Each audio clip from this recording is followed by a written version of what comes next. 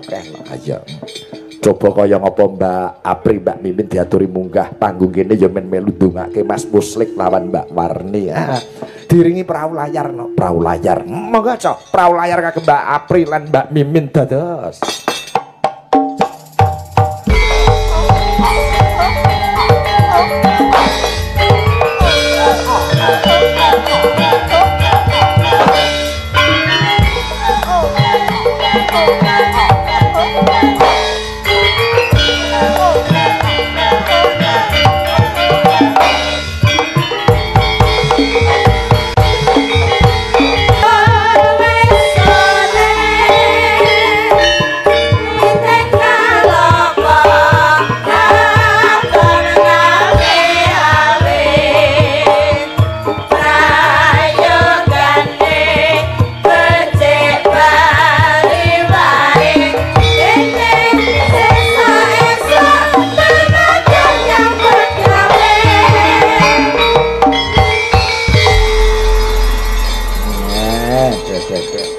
Sugeng dalu Mbak Apri Mbak Mimi. Sugeng dalu Mbak Limbuk Mak Cangi. Pripun kabaripun? Sehat pangestu panjenengan. Alhamdulillah. Alhamdulillah.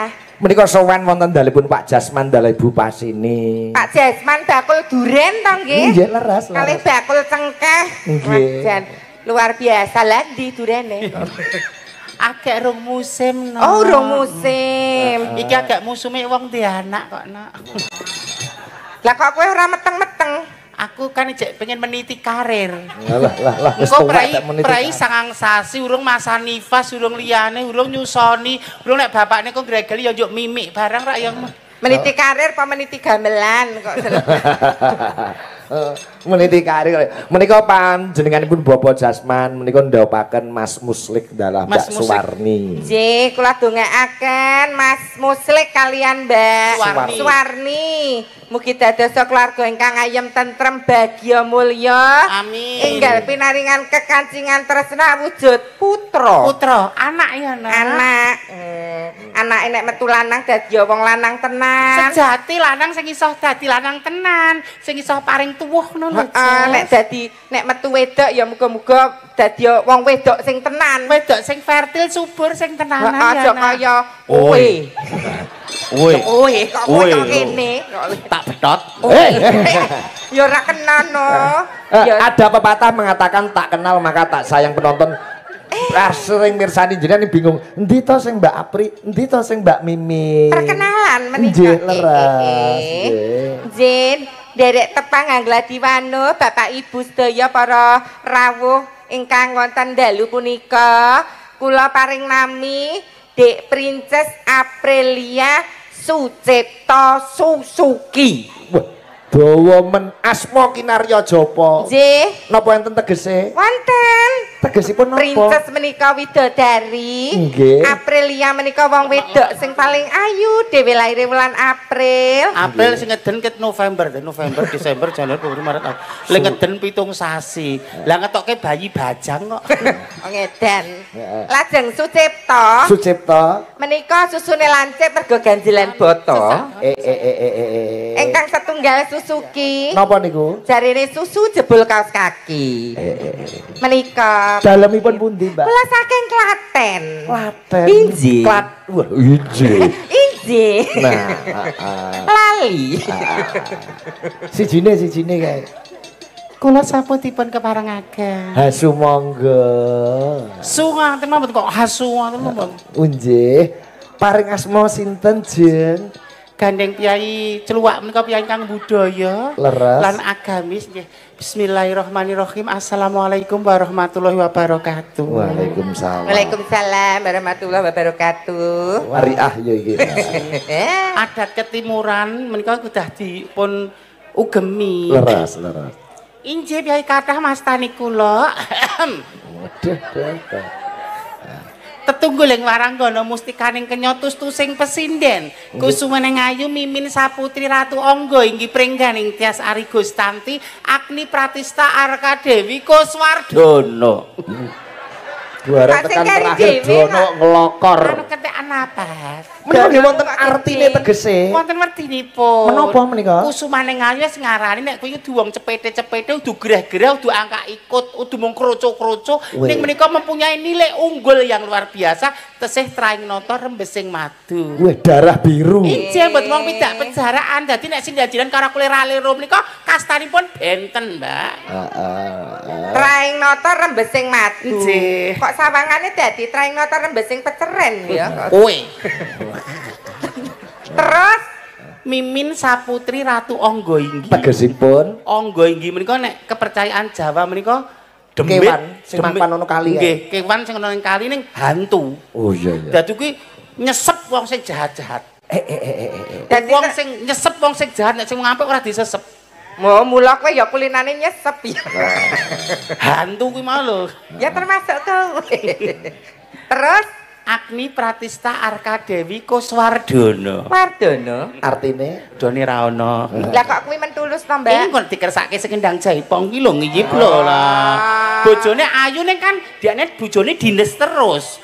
Mulang pulang sudah capek. Bojone ayu ning kan ning Medion. Mongko wong lanang ki sak wayah-wayah pengen ya ra nek lah. Nek ra iso nganu hardaning nafsu ra ya playune ning dina nggon bekakas kaya ngene. Eman, bagus-bagus kok senengane Pak D.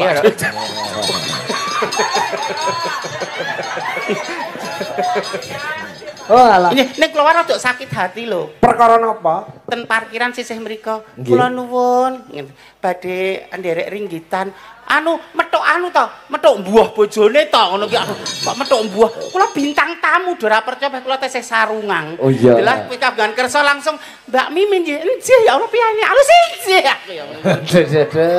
Kok mako durga ngono. Ndongake napa dateng temanten kali. Wis sing ndongake. Mugi-mugi temanten Sarimbit, Mas Muslik nggih kalian Mbak Suwarni, ayom-ayom tentrem, bagya mulya ingkang pinaringan putra lan paribasan aja ngantek pegatan. Oh nggih, sing penting nggih aja nganti Nggih, pegatan. adu-adu saka Lampung. Lah, mriki paribasan adewe garek nemu. Kita paribasan, oh Mimin kae kok ayu dipek bojo. Iso ayu saka sapa? Iso pinter saka sapa? Dadi kowe iki garek nemu, dadi jangan menyakiti hati perempuan. Ora nyekolahke, ora gedhekke, ora minterke, bareng wis ayu pinter dipek bojo kok dianiaya, disia-sia, menika kleru ageng. Nemu lho, dia merelakan keluarganya, merelakan bapak ibunya paribasan sedulure kabeh tinggal di Jawa. Untuk ngeboti lelaki pilihannya. Tapi manakala dia disakiti mesake loro atine Mas. Allah.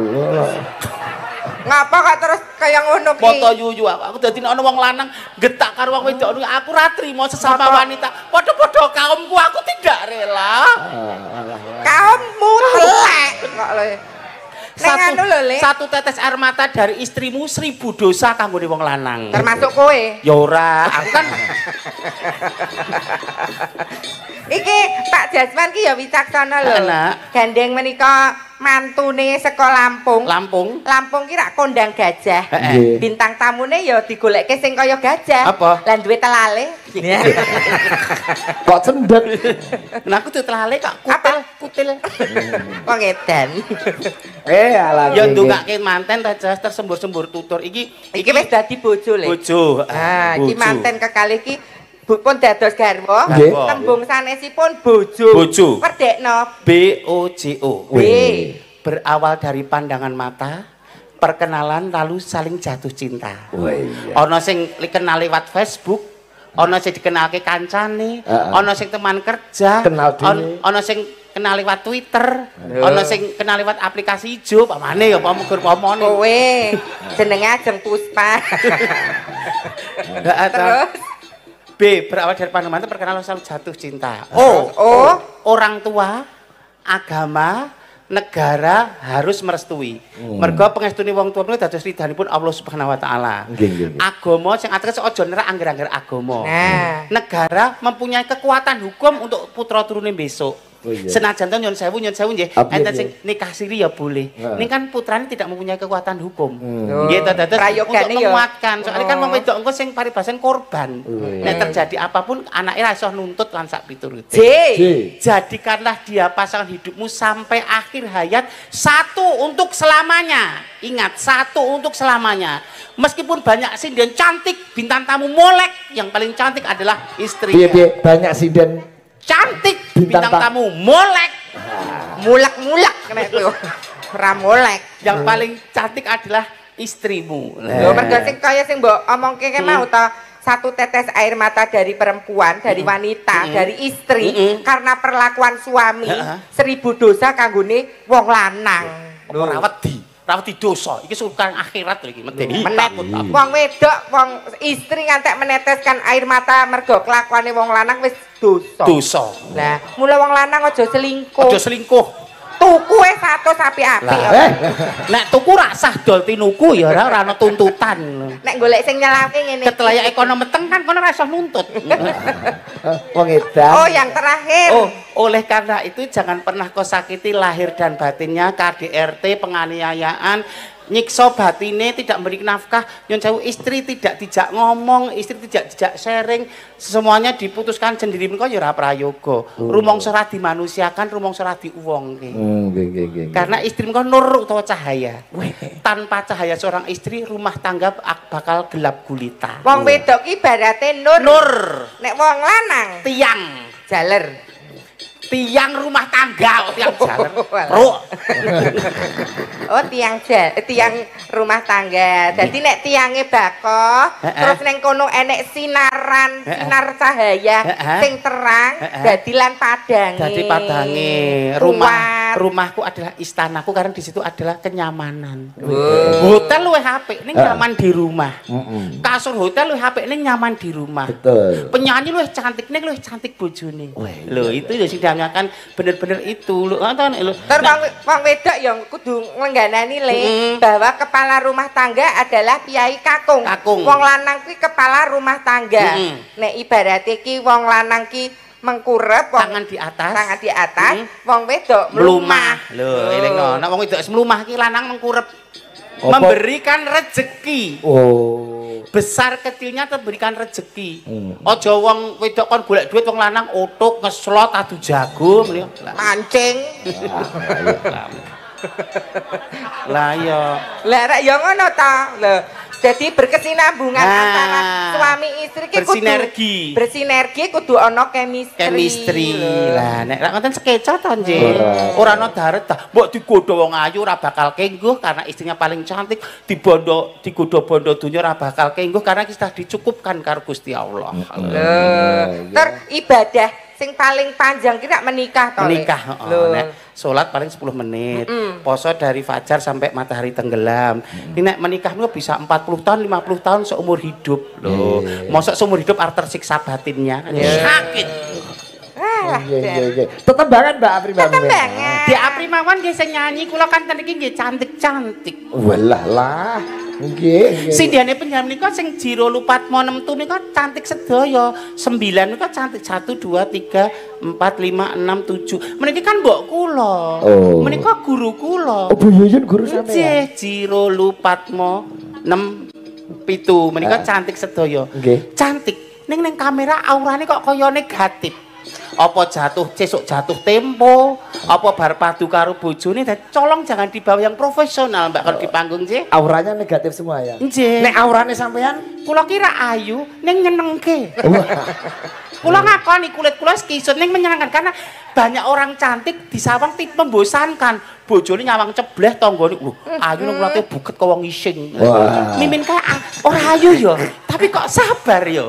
Mimin kae ra ayune kok grapyak ya. Kowe iki mbok ngilusi. Mimin kae cantik kok inner beauty-nya keluar ya. Auramu ki lho aura maghrib kok repet-repet.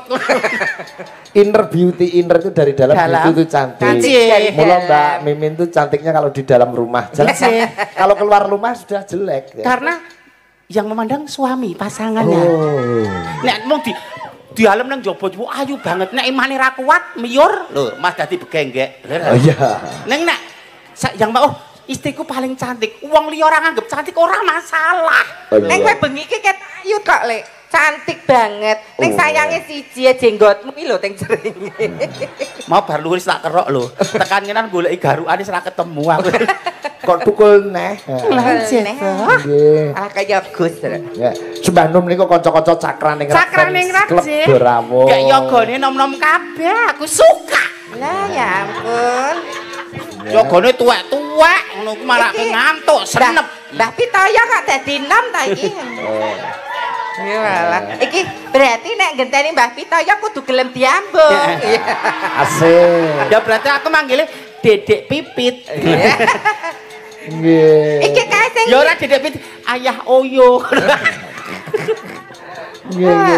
Ayah Oyo. Nggih, menika nggih kanca-kanca saking duka terangkilan dari Jaksa nggih Rawuh. Ya, Mas Budi SP nggih, King Kudus Pak Wanto komplit. Mas Utomo rombongan Pak Yopi ayo komplit CFC Jepara ya rawuh dengar Mbah nuwun CFC Jepara menika requestipun podang kuning sesidheman ya ampun podang kuning saking tuan rumah menging saking Jinman Kretek Jiut kalih Lintang Asmara.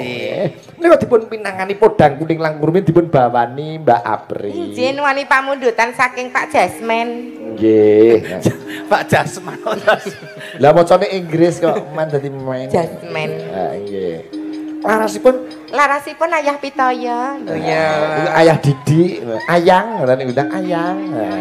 Kok anu ya, Lek? Aurane iki dhisik iki ketok ganteng. Saiki kok kaya kuclem apa tertekan ya. Bisa jadi, bisa Kanan jadi. batin ya apaan ya. Omonganmu kok kaya bener. Lah ya. Maksudnya iki apa ora tok pilah.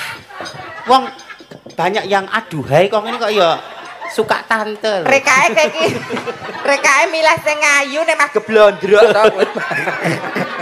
Ya nek ayune ayu galake kuwi lho. Apa wetone Jembah Kliwon to, Mbak?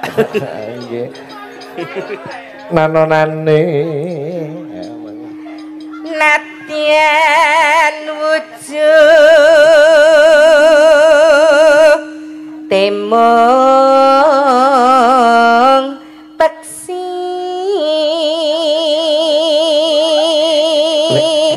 Meskipun hanya seekor burung, Lah, peksi ki manuk. manuk.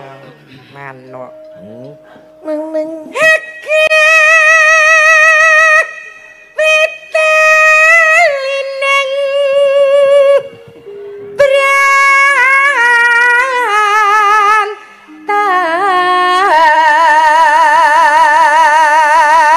Bapak-bapak rasa dihapusi lho. Apa? Suarane wedok ning koyo ngeget banget kuwi asine kaya ngono malah keceng ayu kuwi malah lanang ngono kuwi nek sing ketok tuwa kuwi mah wedok murni ngono kuwi Wedok nek nguyuh bapak ra iso ditipu. Wedok nek nguyuh ngadeke kok ndadak. Engko nek lungguh beset. coba mbok genti gurune para presiden menika Mbak Mimin. Kacarias menika wonten dalem mendirikan kursus sinden nggih, Mbak. Injih. Muridipun pinten? Menika 12.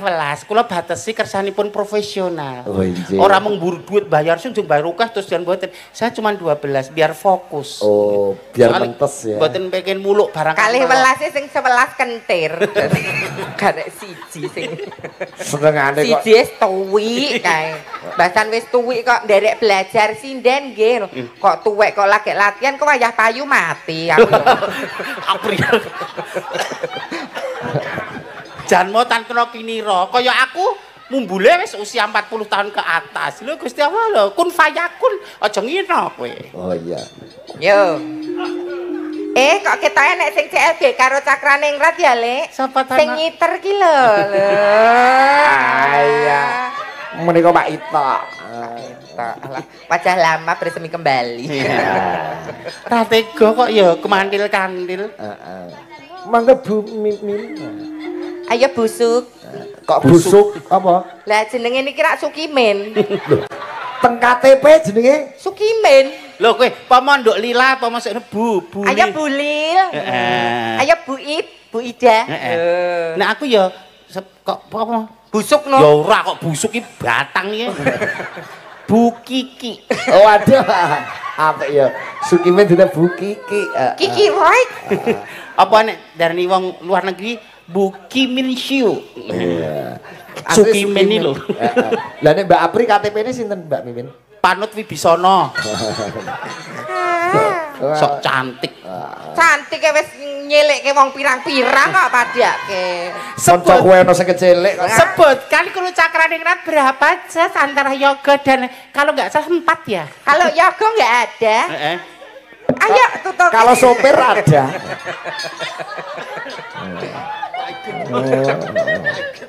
Ayo. Mbak Apri pikantuk salam saking Mas Bagus. Oh, Mas Bagus Rembang. Nggih, ingkang nyusul wonten Wonosobo. Sakniki nggih nyusul. Nggih ta? Oh, nggih. Wonten pundi Mas Bagus? Wong ayu anggere didol murah ya kok ngono kuwi. Ora ono harga diri mongko derajat tertinggi seorang wanita itu manakala bisa menjaga kehormatan dan kesucian. Sing wedoki sapa? Hamba. Ya.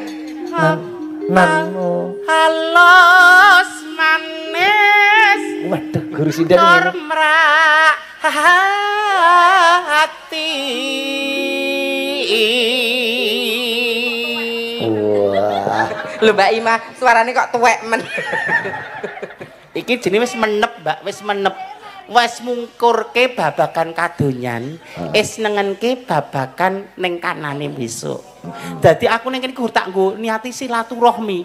Mula ngedidoi Pak Sigit waton kosong niat kula silaturahmi. Duit menika rak mung rerangken. Oh, nggih. Rerangken nek ra cucuk ya ra mangkat ya, Pri. Nyatane iki rego 2019 yo mangkat. Lah kan ya wis batu tanggung jawab kok. Monggo panjere wis tak entekke kabeh. Zaman corona wis kebadhok corona kabeh.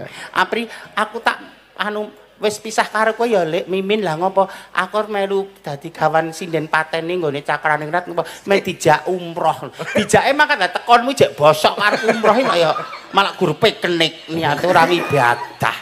Ora haji kecil. Lah aku ki tekonku ngono rak ya neruske perjuanganmu. Aku wis insaf, aku wis hijrah. Hijrah kok cek gelungan.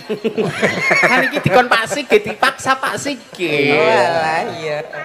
Ayo iki sing pas nggon. Angel banget iki. Suara lanang coba. Nah. Nenung begagah gitu. Nah. Neng anu Lek, apik suara wedok sik kok Lek. Nah. Wah, suara wedok. Kempit sik. Benerin ya. Aduh. Oh ya, didik kental didik. Kowe ki arep benerin kok mbok jambak ngono malah. Malah dikrembak. Ayo. Masa wenggan. Walah. Kalau menjinge diatur sik. Perjalanan 5 jam ya pengaruh ning dalan ya. Alah telek. Nang Sukolilo mah nak dalane ngene-ngene to, Mbak. Dadi ofisiku lho rentan ya. Jenenge wanita premenopause to, Mbak. Menjelang belum tapi menopause tidak bisa kita tolak.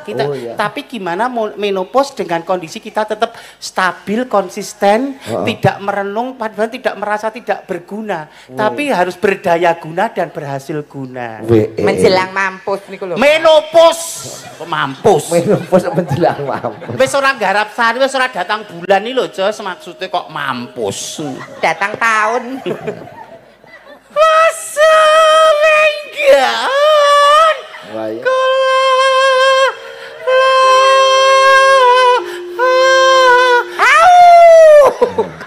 Kok malah kaya suara kirek.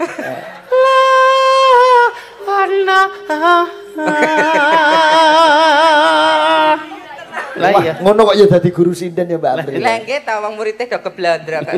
Kapusan. Semua punya anu maksudnya aku pengen kamu harus punya ciri khas sendiri gitu. Ada pembeda. Saiki begagah saiki. Gagah Lek, gagah dilerepke sik. Suara lanang. Oh. Nenang. Ayo Min. Apa? Golek isi podang pito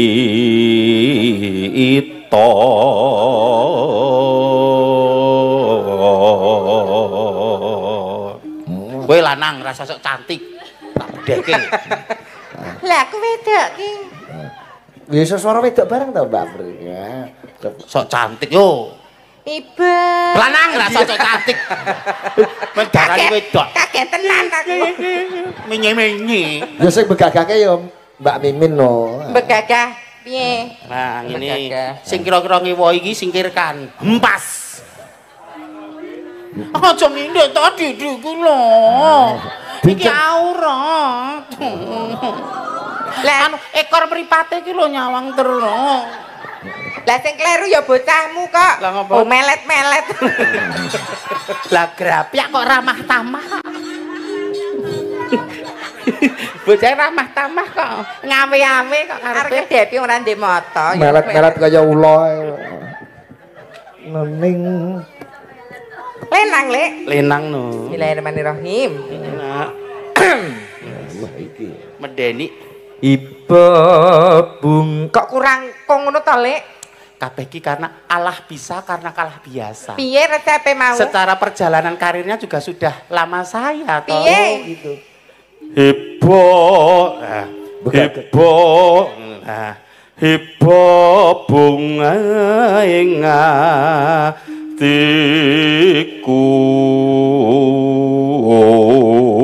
Oh, dadi Mbak Gagah iki kudu sing ngombo. Oh, iya. Tidak diajari. Ketul. Silir kae. Nyanding. Iya, Lek. Iya. Bareng nyanding bisa dadi Bedok. Lanang. Embo. Bedok. Lanang. jebule lanang wedok ya iso. Wis ra tombo meneh. Lha apa? Dadi Tomblok. Ombo. Podang kuning niku wonten ingkang nyuwun podang kuning matur dhateng Pak Dalang podang kuning sesi deman gubuk asmara saking Kirun Mojo. Weh, Pak Kirun Mojo. Nggih. Coba buka saking Mbak Apri. Napa-napa Mbak Apri, Bo, Mbak Apri liyen buka celok Mbak Apri. Lah apa kula ora mampu. Lah suara Selama ini penyanyi aku ngalah oke lah, mungkin ini cara Pak Sigit apa Sidat Nom diberi kesempatan. Tapi nek lama-lama seperti menjemukan seolah aku dianggap underestimate tidak mampu. Penyanyi lani kemampuan kula Pak Sigit. Dibuka. Sekali dua kali oke. Oh, memberi kesempatan pada yang muda, talenta muda. Lho aku ini nutupi kelemahanmu ben ora ketok. Kelemahan apa? Kok malah muring-muring. Lah Baca di mana? Suaramu iki lho klerek-klerek. Ini karakter pembawaan dari sananya, dari orok sudah seperti ini. Karakter ya karakter becek ra masalah tak tampil. Subjektivitas penjenengan. Ya objektif dong.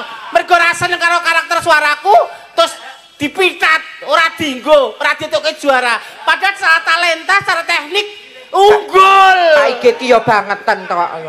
Gila. Apa-apa? Mbak Apri monggo bawa. Monggo buka celok Mbak Apri. Aku apa? Lah, apa rumasane kowe iki bosok ngono ya Lek Pan ya? Selama ini lho, Apri mboten mangkat kula sing dadaki. Apa rumasane Apri batake jenengan kula melu jenengan yang tembalang aku dulu saiki. Apa rumasane mboten? Ya kelingan. Apri batake mergo aja ayu payu nang kono-kono. Kula sing belani jenengan. Kok bawa Mbak Apri buka celok Mbak Apri. Mbak sithik mengerti bar dikandhani aja menyakiti. Wong wedok menika rentan kristal saupamane. Lah kowe wedok nek mengkurep kok. Mbah perkara kuwi hidup ra hidup. Kula beri kesempatan. Oh iya. Bapak Ibu menikah pertengkaran antara Dalang dan Apa nek Pak Sigit bener terus yo nganggo lali salah ino kilap. lagi iki lho Dalang kok kalah rumah. Aja ngoyo-yo kowe kok ndak maklah. Kowe wis tuwa, aja kakean muring-muring. Kesangetan kok panjenengan. Ya wis ayo dibuka nek nu. Ya ora kebangetan aku ya ora mungkin ngene iki. Wis diketokke. Ayo. Iki suarane apik apa kaya swara kirek? Kene ya jaluk ajar. Sing di luar negeri iso abanu. Bu idalala ta? Diatur napase. Nah, Rasa tok ajari bocah iki sore keminter. Kur ngandani kok. Es. Ngono, njaluk aku lara atiku apa-apa Apri. Bareng kok nembang Sak mene lho. Meneng. Oh, sing gender pancen jarak sampean kok. Kon maju sampean maju. Pengen chemistry rodok sora le. Sindet tuwa ki nek budhek ya lumrah. Kalau Apri enggak masalah lirih nek karo aku, dadi pendekatannya itu lah. Ambung-ambung sik. Persuasif yo mboten to. Kowe bagus, aku ayu ning aku ora gage-gage, kejaba nek cocok regane ya ora. Nek cocok regane. Lah kowe lho adep-adepan kaya putune jagongan rombas. Ya ora masalah lho nek jodoh ki ora masalah kok nyepelekke. Sepira ora? Esuk. Wedok. Suarane ki wedok. Sing ditanggapi Mimin udah Sukimin. Esuk. Umuk, ngono umuk. Ngono kan. Nyengeni Pak Sigit. Ngono, kualitasmu mau ngono kuwi tak tutupi upama Pak Sigit sing tutupi. Apri dhisik arep ora kewirangan. Bener Pati, Jepara, Rembang, Kudus menika ranah panjenengan Medan panjenengan ning mboten nganggep cara ngoten to, Pak. Lah piye? Mosok suaraku dadi bosok mesti jenengan 4 jupat 5 pancer juga kemen colok remuk.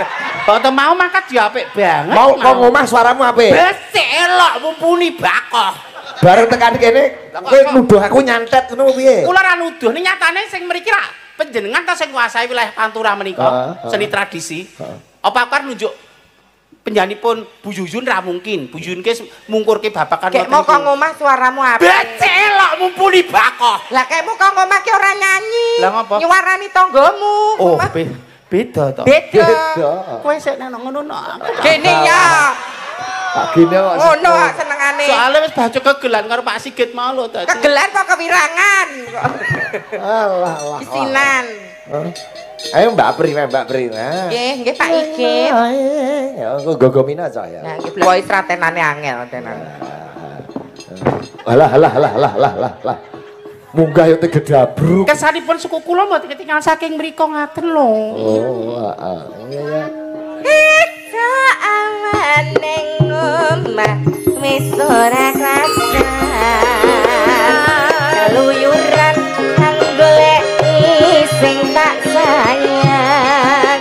Meben mitrangganku goleki ora krasa iso awan nganti wengi.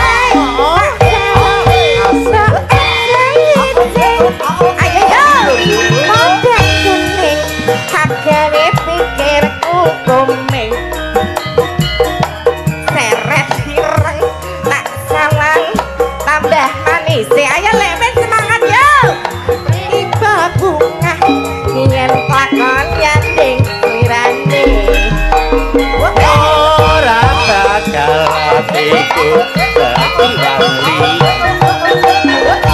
yen sikok ya andudut ati kepranan ora manja atiku sanesaya gatra tak serangane sun nekat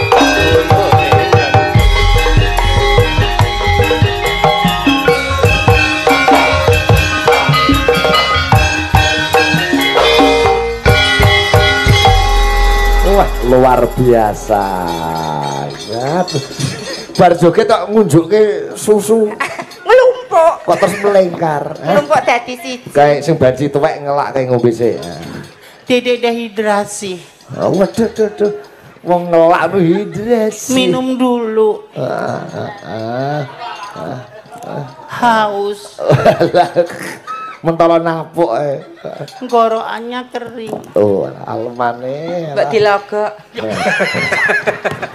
saya kering kering kok kering kupingmu yo ora pati mau keri yo alah oh alah kayak biasane rak dedak to lek kok udah langsung entek we dia sembahyang pamundutan Pak Jasman nggih saking Mas Budi SP napa kalau mau oh nggih wah ditata napase nek kimin nek lara neh mang dongake sehat Pak Igit kula tetap sehat-sehat selamanya amin nggih Pak apa mergo kula niku laris kula ayu terus do sirik ngoten bisa jane kula ya ora sujon ngoten ning kenyataane ngoten niku walah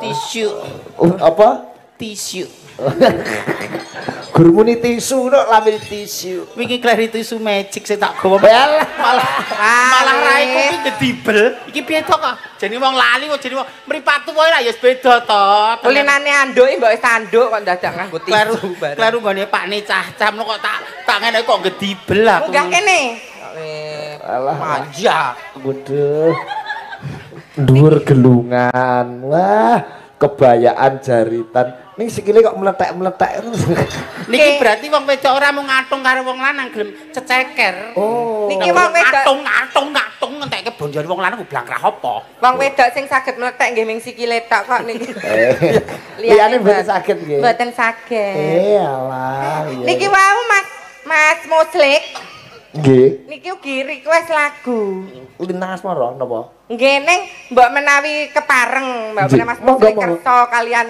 garwa Mbak Suwarni mbok minggah teng panggung cocok mantene Mbak Suwarni oh ki bojone Mas Muslik tangga kene dadi tepung oh ki sing Lampung monggo mriki manten kalih monggo Mbak Suwarni didampingi kalih Pak Jasman nggih mboten napa-napa monggo mriki tutuk monggo Mas Manten Mbak Manten naik ke panggung Pak Jasman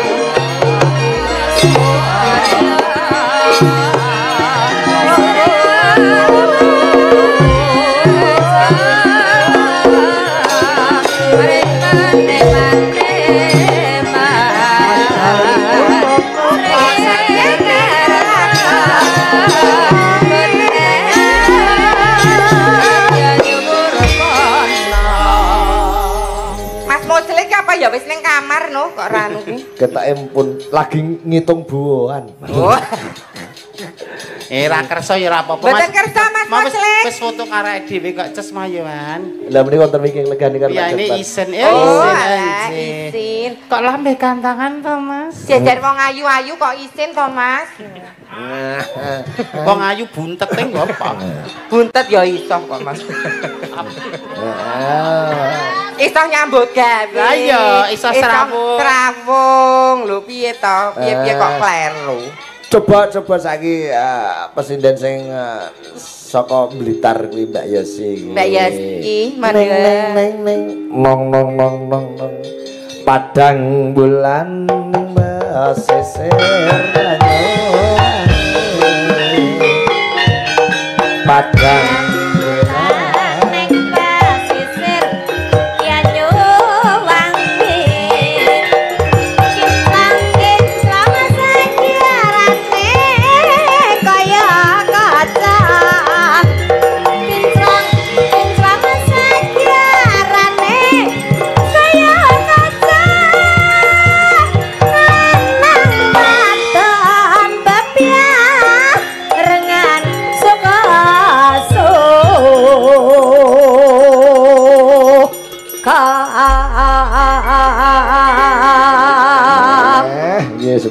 Sembah Nur Sugeng dalu Mbak Yosi. Sugeng dalu bujange Mbak Limbok Sugeng dalu. Assalamualaikum warahmatullahi wabarakatuh. Wah iya dah iki sih. Mula bojone ya kuru ya. Gene. Suarane biantere kok ngono Lek. Ya wong kan ana petingane ya. Biasane nek anu pinter golek duit galak atau kaya Apri iki luwes ning ngentutan. Ngentutan to, ngentutan to. Kaya aku sabar gemati elegan kaya ngono kan ning lanang. Iya. Sing apik rumah kok dipek. Lah nggih ta. Mangsaku kok ndongake napa Mbak Yosi kalih Mas Muslik lan Mbak Warni. Enje mugi-mugi temanten kekalih Mas Muslik kalian Mbak sinten? Suwarni. Mbak Suwarni mugi-mugi langgeng anggenipun bebrayan rukun selalu bahagia selalu sejahtera selalu rumah tangganya banyak rezekinya rukun kalih Bapak Ibu rukun kalih tangga teparo rukun dengan semuanya amin. Gelem karo bojone gelem karo keluargane sedulure tangga teparo di mana bumi dipijak di situ langit dijunjung. Iya betul. Nggih. Menika request ingkang saking Pak Jasman menika jineman kretek ciut gentine bowo. Lali para ya aku jineman kretek. Nggih. Jineman kretek ciut. Ha nggih menika request saking Pak Jasman. Oh iya, heeh. Nggih. Adosi catatan nggih. Nggih, dalu menika disimak Mbak Ira saking Taiwan. Oh nggih sembah nuwun salam nggih kanca-kanca CFC sedaya. Ugi Pak Kasmani salam kagem kanca-kanca CFC Kudus, Jepara, Pati, komplit. Pak Yopi barang rawu. Iya Pak Wanto nyopir dhewe kok Kudus. Nggih mbah nuwun. Ugi disimak saking Tembalang Semarang sapa Pak Tejo. Wah iya komplit sing mirsani. Pak Afif saking Pasean Jatirogo. Terus Mas Agus Kentus Lampung ya nyimak iki ngono. Bae Ganesa. Ya. Walah. Larasipun Slendro Patet Songo menika jineman sing arang-arang metu menika. Kretek ciut. Nggih, menawi lali cakepane nyuwun pirsa Mbak Mimin. Mbak Mimin. Menika gurunipun pesinden. Bu Mimin nggih. Kula tetep saged. Kula tetep saged lino. Lino pangendam. Saged piye? Lino. Nggih. Sampun kepanggih wong ayu. Sekedap. Nggih. Nyebar godhong kawis sabar sak wis. Meh. Iya. Iya menika. Pak Waris Sugiono saking Surabaya salam kagem CFC sedaya mawon. Nggih. Kula Pak Waris nenggo dawuh. Pak Waris. Kene ngarang-arang metu ya wis nyemak ora apa-apa, Mbak Yosi. Nggih to, jenenge ya wis ke taun 1340 kira-kira ora tau. Gusti. Saking Mas Bagus Seren Rembang salam kagem Mbak Apri. Mbak Apri kula napa sing riye? Panjenengan. Mas Bagus ade to suwan rono kae ya, Iya. Kabar kersa nika nggih. Nggih, menika sing nanggap panjenengan. Sumber nggih nika, sumber napa?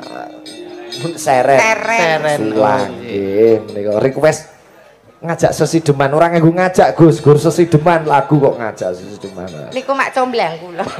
Ngono.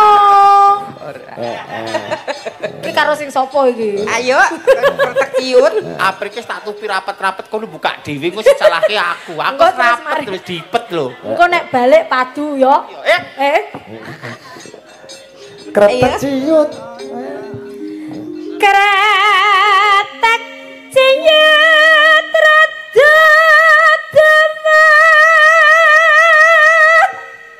Grabak lewat ngular kambang lekune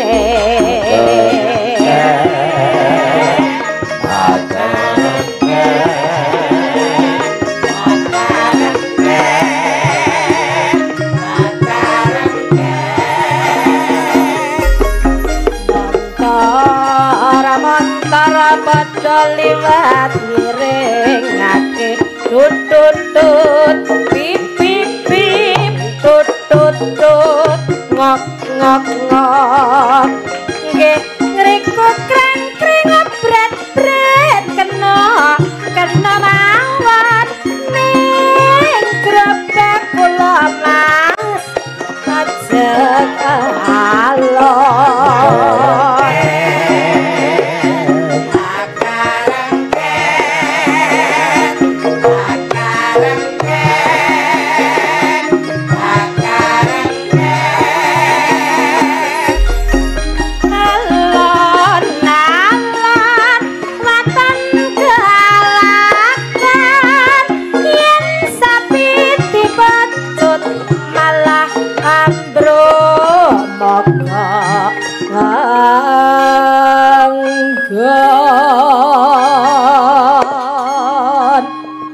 senajan to arang-arang metu ning sing kendang ora bakal lali karo kretek siwit.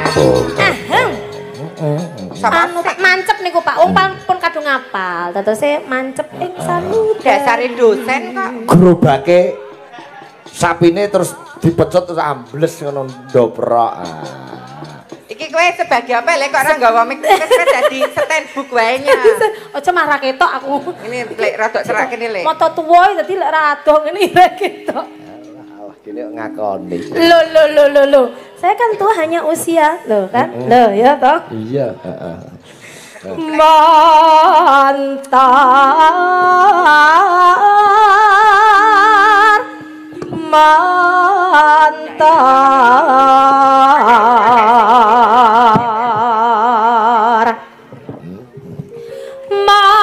Mantar yen main gas bisa rekat bisa alon sapi kula nggih main gas ning lakune ajeg alon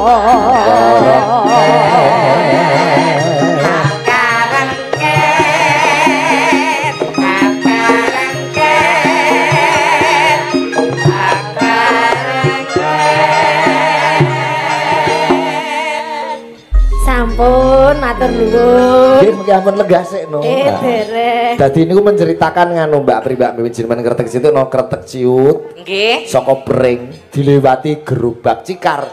Oh. Lah cikar niku gerobak sing digeret saka sapi, sapine ndoprok macet. Mula sing ngguri sepeda do ngebel tititi tototot dodotot. Kayak suarane terus karengket. Mergo terteke niku ciut to. Mergo saka pring dadi krengket-krengket ngono lho, Le. Sampeyan ngerti ora sopir cikar jenenge apa? Sopir cikar. Iki ngapa ta, Le? Apa itu? Bajingan, bener. Nggih. Iya. Mula sing ning guri do misuh, bajingan ndang mlaku. Iki ora bajingan misuh ning bajingan ngarani sopir gerobak. Sopir cikar jenenge bajingan, sopir pesawat jenenge pilot. Sopir sepur jenenge Masinis. Sopir becak jenenge Sukimin. Sapa sing gelem nyopiri atiku ya? Lah. Sopir jalan jenenge sapa Mbak Apri? Abuya. Geger lah. Karengket. Ya Allah. Perang Bratayuda. Enggak. Menika lelagon kathah sanget requestipun. Lah nggih, kretek ciut sampun. Kretek ciut sampun. Nggih. Menika sesideman berempat karo Mbak Eni no, Mbak Eni. Kene Mbak Eni. Mangga, Mbah Uti. Mbok disepoti ya niku. Kene. Panas melaku. Orang nggawa payung. Serangkale diseret. Dramaane wentuk. Sur apa yang geger. Musine Madiun Jakarta jam biru tetep merdeka. Jogete ku ben nyonto Mbak Apri nyeroke Mbak Apri. Halo lha aku ngene ngene lho Pak. Ora iso. Oh, ya Iso pedhot engko terote. Iki bangkean niku lek patah piye? Jejel sing kono mau piye? Piye? Coba nyeroke Mbak Apri, Mbak Yosi karo Mbak Eni panas melaku. Ayo payung. Sandale diseret. Delamaan melentung. Ayo Mbak Eni. Abaya geger. Ayo En. Sini Madiun. Ayo En.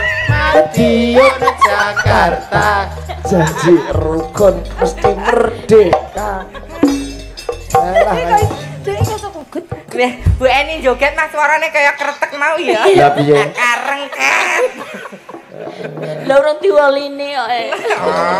Sesuk. Iya. Itu nek prei. Alah. Sesideman karya Mbak Sukron Suwondo. Kontes 4 bidadari. Mbak Apri, Mbak Yosi, Mbak Eni karo Mbak Mimin. Kontes lho, Mbak. Siap, Mbak Yu. Mbak Mimin aja nganti kalah saing karo sindhen-sindhen. Panjenengan menika objektif kecanipun para pamirsa ingkang biji ngaten. Nggih. Heeh. Kawiwitan sinten rumiyin? Kawiwitan saking panjenengan rumiyin Mbak Apri. Engko kono Mary, apa mesti Apri. Wiwitane.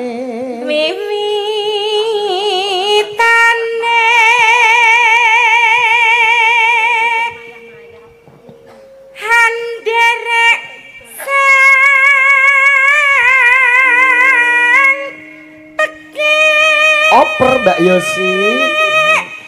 priya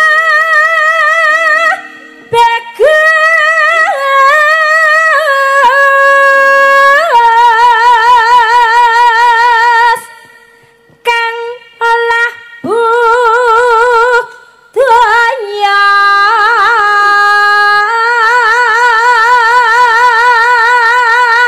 Oper Mbak Eni. sowan menyang kutha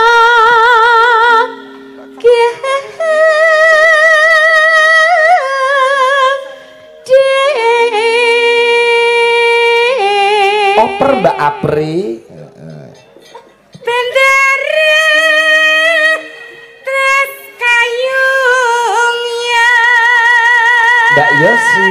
selendang kuning Mbak Eni. kang Mbak Eni. saking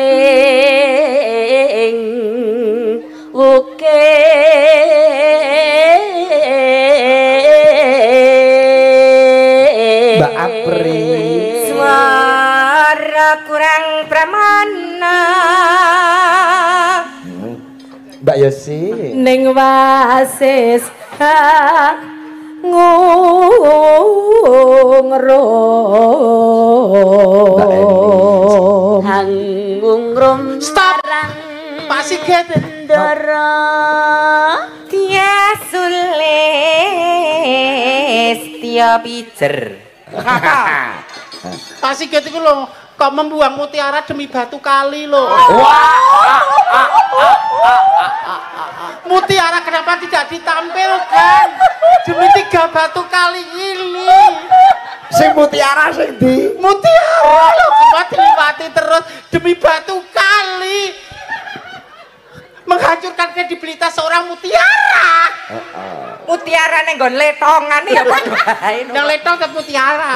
Tapi mboten menonton ning ngakoni nglawan to Mbak Mimin menika presiden sing terkenal tur swantene sae. Dados dipun eman ngaten sih. Nggih, swantene lak sae ta mboten? Sae. Mbak Mimin sae napa sae? Sae. Mimin sae napa sae? Sae napa sae? Kose iku aku ya apal to. Apal piye? ngentosi keluargane mboten Niki saya napa mboten napa mendali kok sesuk. Monggo badhe tindak teng Mekah Madinah diberangkatke Amin. mriku. Ngoten lho. Amin. sesuk bareng cakraning rat Tapi pas Pak Sigit umroh kuwi aku pas ngayahi tugas karo bapakne to. Aku pengen sukses karir, sukses rumah tangga. Loh, garwane nyambut damel napa? Ije Nasta kan napa, Mbak? bojo kula kan di Listen Papua. Oh. Oh, angkatan darat. November niki dados Pak mantuk wonten Klaten. Tentara. bojomu ki ya bangsane wong Kudu Mbak wit ringin. Ya wong. iyalah an nyuara apa ora sinden kok wingi te ramon Terus apa wis tekan kuwi ya lek Oh.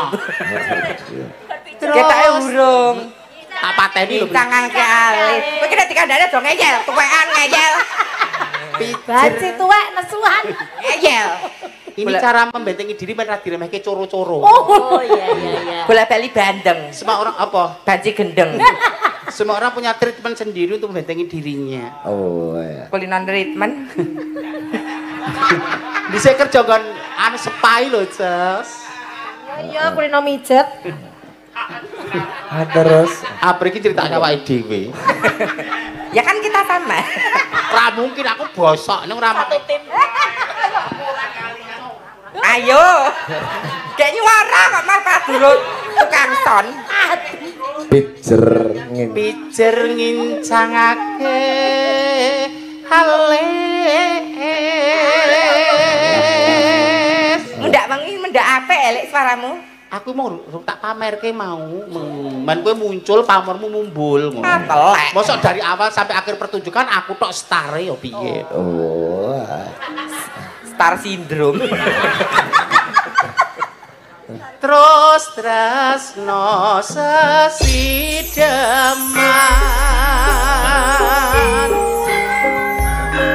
Sesideman karya Mbah Sukron Suwondo Blitar.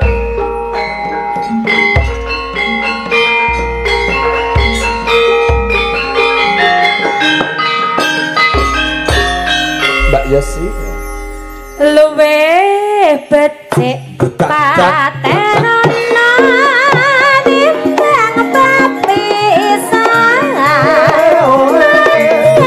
kang sulistya tak rewangi samudra marang kula Praputra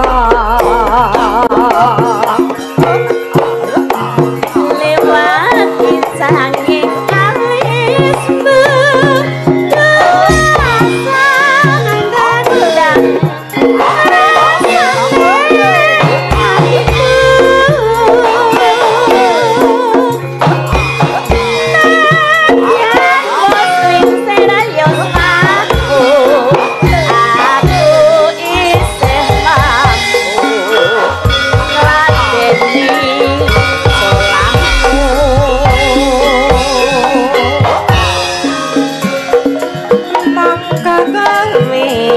bocah gunung senadyan bocah gunung kaduga angrimpo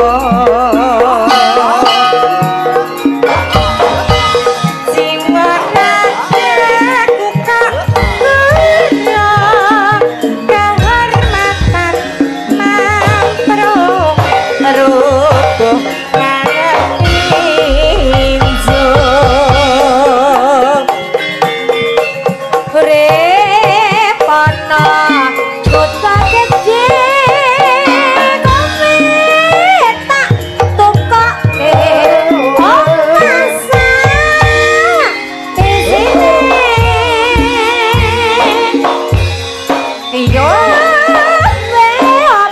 dangdut kejo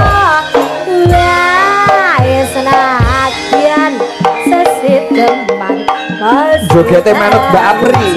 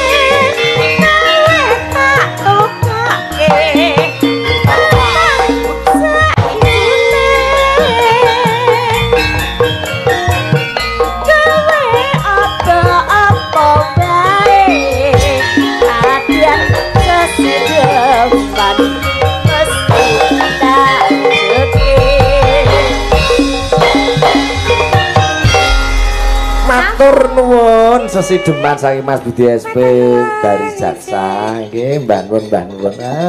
Iki jan sindenku bareng ngadeg jejer karo Apri malah kaya kalah pamor. Kalah anu sami ngedrop. Kone tak jejerke karo Mimin. Walah sindenku wis ketok pucet. Lah ketok pucet. Nggih. Anu corne amunisine ora akeh modale. Oh. Lah gorgo modal rupa, nek kula kan talenta. Ya beda. Amunisine nek kowe ra nggawa peluru, nek sindene ra terande peluru. Nah. Oh alah. Lah nggih nuwun. Mbak nuwun Mbak Yosi kalih Mbak Eni. Mbak Eni saking Blora kalian Mbok Yosi saking Blitar. Oh iya. Iki kala wau wonten ingkang request lintang asmara saking ingkang Hamengku Gati. Nggih. Bobo Jasman sapa ngerti mantene kakung kersa nembang nggih monggo, mboten nggih mungkin sindene. Mas Poslek kersa nyanyi mboten? Kadose mboten. Oh, menikmati dari belakang. Iya. Nggih. Mergane isinan kok Le, Mas Lek iki. Kisinan. Isinan. Oh, biayane isin. Pemalu. Mboten apa-apa, mungkin sing lah iki wong loro lanang wedok iki. Sinten sindene? Sindene mungkin sampean sing nembang. Oh alah. Mbak Mimin sing kakung. Oke, baik. Ayo DM seni sik. Nggih kabaripun kagungan campur sari. Iki naminipun apa? Sukipan. Sukipan singkatan saking Sukimin Pandut. Oh. Sukipan campur. Yuk monggo kanca-kanca kadang-kadang celuk ingkang badhe nanggap campur sari Sukipan menika. Wah, Juara 2 tingkat nasional campur sawi. sapa? Sukipan menika. Sapa sing takon? sombong men. Oke Bapak Ibu tamu undangan yang terhormat, kali ini sebuah nomor lagu request dari temanten kakung dan pun Mas Muslik ngersakaken Lintang Asmoro koleksi daring Duwendra dan juga Galih Yuwana hadir bersama Princess Aprilia dari Kota Klaten dan Mas Sukimin. Baik. Wah, niku nek enten job MC nggih sampean menyang niku. Nggih. Weh. Ning regane tikal. Oh, ngoten. Tikal mudun. Sing penting lak tikel ya, Mbak Tikel. ya. Larasipun pelok. Coba yo, nganggo ngono nek MC cara pantulan. Yo, baik. Masih bareng bersama Jagra Ningrat. Yo, artisnya Kota Klaten bersama Princess Aprilia dan Yo Sukimin. Yo. Wah. Yo, Lintang Asmara buka kendang Mas Rangga. Yo. Baik. Mas Sukimin. Piye Dek Princess Aprilia? Princess Aprilia. Gila. Princess Aprilia. Ajare aku lenang lho masuk aku kelembek. Princess Aprilia.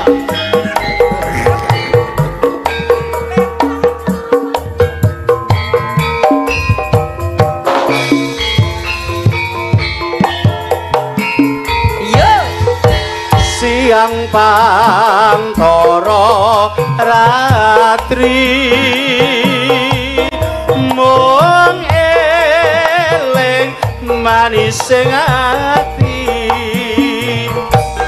setiaku bisa handuweni marang sang Hyang Laksmi.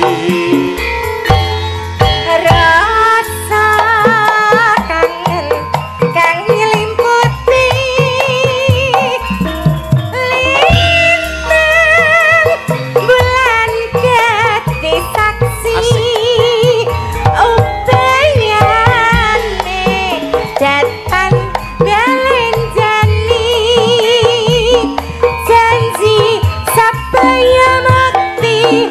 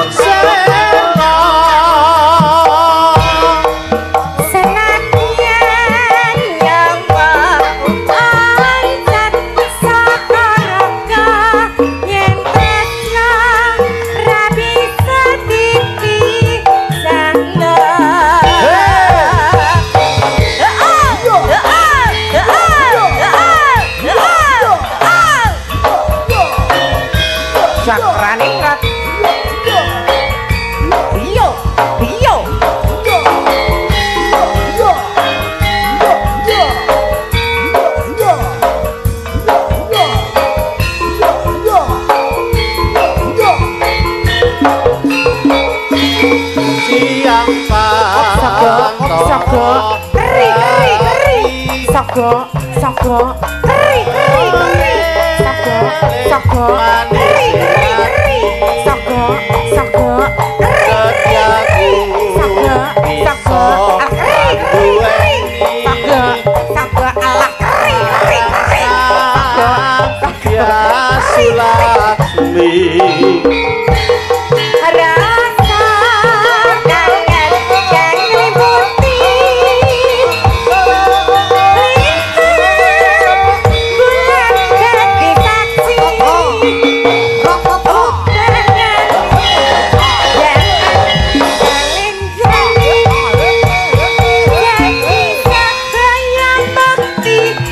sebaya bakti.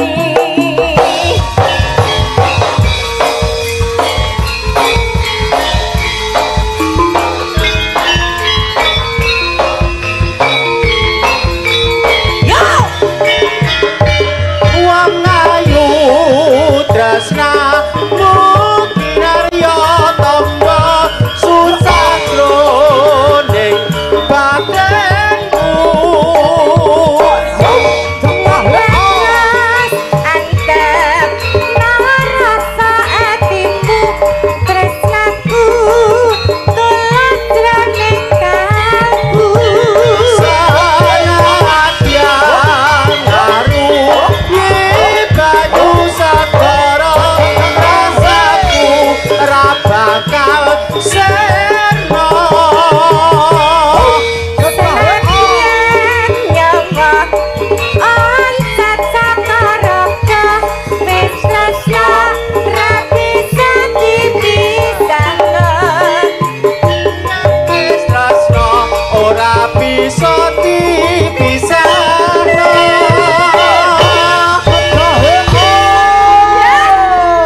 Luar biasa. Kok yo iso? Terima kasih. Cengkoke ya apik, Mbak Mimin iki ya lah. Oh, wis dialem. Aja muring-muring ae. Suarane yo bagus, artikulasinya jelas nek ayo wani mangap, nek uwani mecucu, nek iya iso Gak takut jelek kok aku kok. Sing Kula boten- niku mung penasaran karo Mbak Mimin karo sampean niku nek salat niku sarungan apa rukuhan? Nganggo rukuh napa sarung? Penyanyi ya pirsa ki ambek nek salat wong ngagem napa ngagem rukuh motif kembang-kembang. Oh. Ya wong lenangnya apa mestine nggo sarung. Ya sarung, mau nganggo sarung kotak-kotak. Pak Sikit pudunipun wonten putih wonten wingking. Wah iya. Lah didodoke kamar kok ana mbak-mbak ya piye no ya aku ya pekewuh terus pindah kamar mburi cerak dapur wong tempat salat. Oh. Nek ning kamar mandi, ning mall karak ya nek kakung karo putri pria dan wanita kowe mlebu ngendi Lek? Aku nang pager kok, Pri. Kowe iki wis dicepaki. Jadi Boni. dekne bingung aku ilang Bingung, aku rono kok digrebek rene darane nginceng rak ya dilema kok. Terus ning pager. Ten pager. Mak ngatur. Wis dicepaki nggon lho Lek jane. Nggon disabilitas kae lho. Coba Mbak Deni karo Mbak Ida Lala ngene. Lah iki wis. Yo. Mbak Ida Lala. Kalau Mbak Deni Wah, iki. Iya, ini. Geruduk. mboten sepati. Boten mudhe ngaten. Skendalu Mbak Ida. Gendalu Yayi. Dasare Sri Kandi pemeran tokoh Sri Kandi wayang orang RRI Sri Wedari ya iya. Niki. Oh. Sugeng dalu Mbak Deni. Nggih, sugeng dalu. Sapa? Iki Nek Mbak Deni saged kados suarane Mbak Apri wonten lanang wedok ya iso ya. Nggih kira-kira. Carane kaya Dek April mau lho ngenekno. Kayak Ya iso anu nggih. ya, kok karaktere kok beda ya. Apri kok medok, iki malah nglanangi ngono lho Mas. Mboten lanangi terang ngeten iki kok. Oh. Sampeyan kok ngarani aku nglanangi? Apok ra kowe? Pengen ana genti kuwi. Kok pawakane kok pawakan gento. Loh, kok ngarani aku gento sampeyan? Pawakane, nek wong kan ora Ngece. gento. Lah kok nyerek-nyerekne karo aku ngece sampeyan kan? Jenengan ora gento kan Sampeyan ngece karo aku. Ora. Kan wani karo aku. Ya ora, Jawa Timur aku wedi. Wedi karo sinden. Lah wong kaya ngene. Anarkis kok mriku. Apaan kaya ngene ketarake gento ki nek aku cara kowe ra dadi kowe ra trima lho Mbak Deni. Oh, gento kowe bajak laut. Apa? Aku ya aku ya fungsi lho, fungsi. Aku ya fungsi kok nyonyol-nyonyol ki ngene. Ki ya fungsi raketan 38. Lho Mbak cerai jarike sesak terus. Lah ketang telung sasi pisan ya kanggo. Sing ndi sing kanggo sing ndi? Sing ndi? Aku taking. Aku angger ono Mbak Mimin mesti Mbak Iman sing di ngefan kalih jenengan Mbak Mimin, Mbak Iman nika. Jasane ya mirip kok ya. Nggih. Ngono ya. Nek Mbak Ima rak tai lalate nang kene. Aku ya meh padha. Nek kowe tai kebone nang kene. Kok tahi kebo to? Lah tak sing rada gedhe ku nek cilik nesu kok. Andeng-andeng ngono pipi jarene.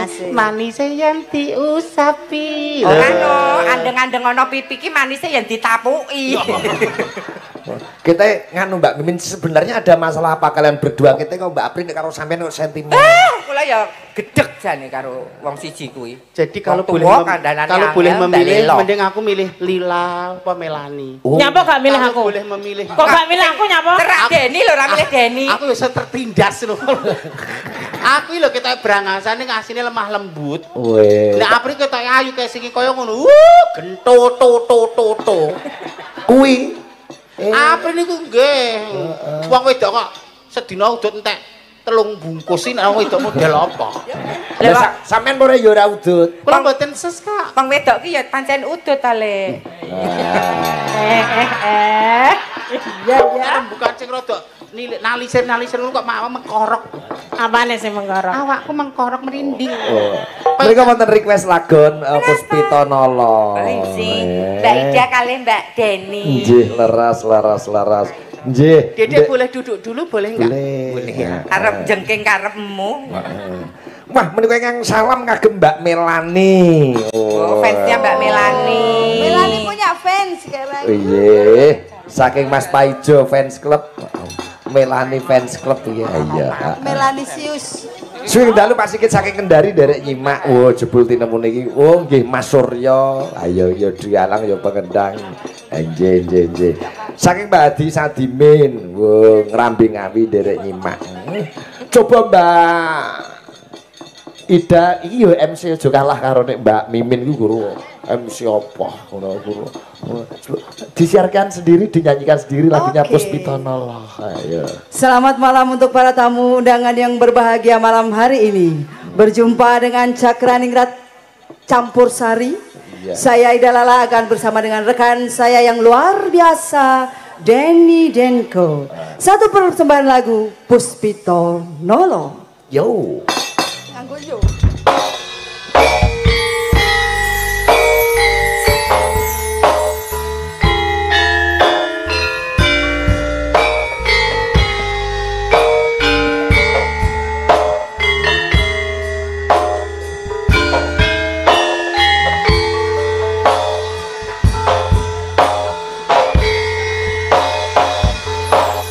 Selain adikku, Anda yang kau tahu.